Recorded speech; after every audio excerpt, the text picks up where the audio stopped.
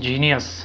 तो गाइस, जब भी हम ये जीनियस शब्द बोलते हैं ना, तो दिमाग में कुछ चेहरे आते हैं, like Einstein, Thomas Alva Edison, Ramanujan, Chanakya. खैर, it's not that simple thing, it's depends on an individual, किसकी नज़र में कौन जीनियस है।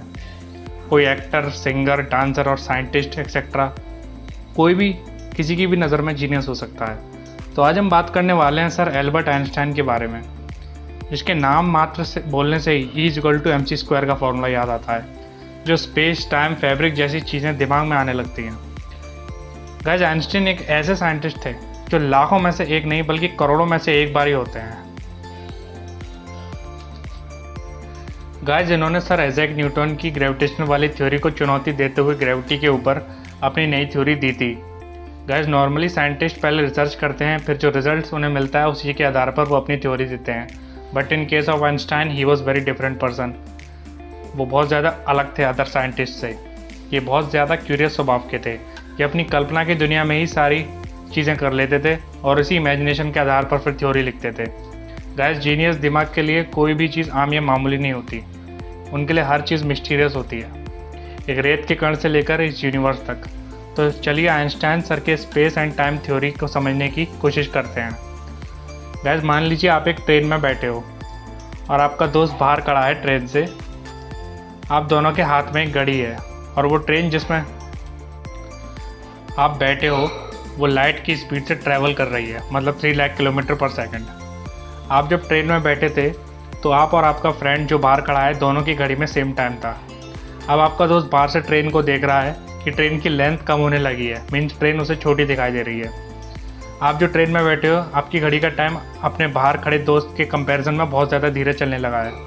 आप जिस ट्रेन में बैठे हो आपको उसकी लंबाई वही नज़र आ रही है जो पहले थी, और आपको अपनी घड़ी भी नॉर्मली चलती दिख रही है। आपका दोस्त देख रहा है कि आपकी ट्रेन की लंबाई भी कम हो गई और समय भी धीमा हो गया, लेकिन अंदर बैठे आपके नज़रिए से सब नॉर्मल चल रहा है। अब गाइस, एक हफ्ते के बाद आप ट्रेन से बाहर आते हो और आपने देखा कि इस दुनिया में तो काफ़ी बदलाव आ गया, जैसे सालों बीत गए हों। पर आपकी घड़ी के अनुसार तो अभी एक हफ्ता ही बीता है, लेकिन जो दोस्त बाहर खड़ा था उसकी घड़ी के अनुसार अर्थ पर सालों बीत चुके हैं, क्योंकि आपके दोस्त की घड़ी के मुकाबले आपका घड़ी धीमा चल रहा था। आप अपने दोस्त को देखोगे कि वो बूढ़ा हो गया है, पर आपकी उम्र पर कोई भी ज़्यादा फर्क नहीं पड़ा। एल्बर्ट आइंस्टाइन की इस थ्योरी की वजह से टाइम ट्रेवल जैसी घटनाओं को बढ़ोतरी मिलने लगी। इस थ्योरी से पहले सब यही सोचते थे कि यूनिवर्स में टाइम की गति हर जगह एक ही समान है, लेकिन आइंस्टाइन के मुताबिक स्पेस और टाइम भी अपना रुख बदलते हैं।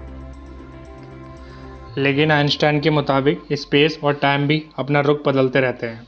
गाइस, इस टाइम ट्रैवल कंसेप्ट को ट्राई करने के लिए फ़िलहाल हमारे पास लाइट की स्पीड से चलने वाली कोई भी ट्रेन नहीं है। तो गाइस, अब सवाल यह है कि इतना जीनियस माइंड कैसे डेवलप किया जाए।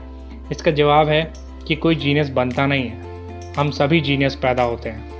प्रॉब्लम यह है कि हम जैसे जैसे बड़े होते जाते हैं तो स्टडीज़, ट्यूशन, जॉब, इन जैसी चीज़ों की वजह से डल होने लगते हैं। कभी आप 5 या 6 साल के बच्चे के साथ एक दिन गुजारना, आप देखोगे कि वो कितना ज़्यादा एक्साइटेड रहता है हर चीज़ जानने के लिए। ये ऐसा क्यों है, वो आखिर वैसा क्यों है, उसके दिमाग में बस सवाल ही होते हैं। हम सभी जीनियस ही पैदा होते हैं, पर जो बीतते समय के साथ साथ बड़े होते होते अपनी क्यूरियोसिटी को कम करने लगता है, वो जीनियस नहीं बन पाता। Okay guys, thank you for watching this video and please subscribe my channel if you like our contents. Here is Saurav and I see you in next video. Till then, goodbye.